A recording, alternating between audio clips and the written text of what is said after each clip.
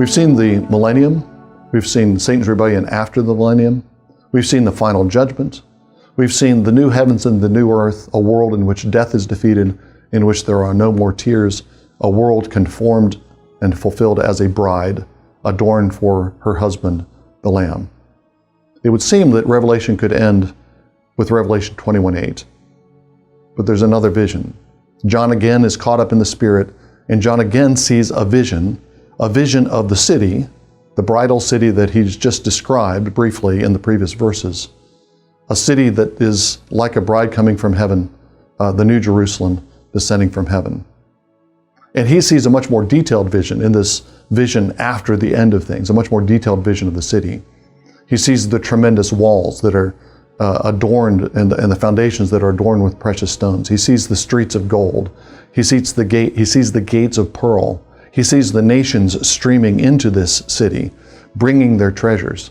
He sees the river that flows through the city. That's the river of life. And he sees the trees at the edges of the river of life, bearing the fruit of the tree of life and bearing leaves that are for the healing of the nations. It's a more detailed vision of the same city. And I think what we're seeing in the final vision of Revelation, this final in-spirit vision, is a vision of an idealized church. This is the bride of Christ. This is the bride of Christ as she will be, but it's also the bride of Christ as she is becoming. John sees an idealized vision, but it's an idealized vision that we're called to realize on earth, so that God's will would be done on earth as it is in heaven. John is up on a mountain. He's not the first prophet to be placed on a mountain and see some kind of vision of world that's coming. Moses is placed on a mountain. He sees a vision of the tabernacle. Ezekiel is placed on a great and high mountain, like the mountain that John is on, and he sees a vision of the new temple, and he sees a vision of the land redivided. He sees a vision of the new creation coming after the exile. John is another prophet who sees a vision like that.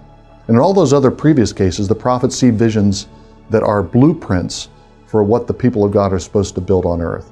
Moses sees the blueprint for the tabernacle, and Israel builds the tabernacle.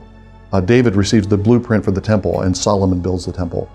Ezekiel sees the blueprint for a grand temple and a new land. And when Israel returns from exile, that's the world that they're supposed to build.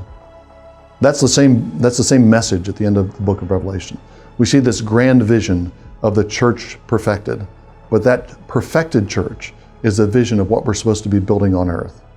The last vision of Revelation is a glorious vision that lays out our hope for the future, but it also carries a command and a set of instructions. The last word of Revelation is not simply, "Come, Lord Jesus." The last word of Revelation is, "Go, build this."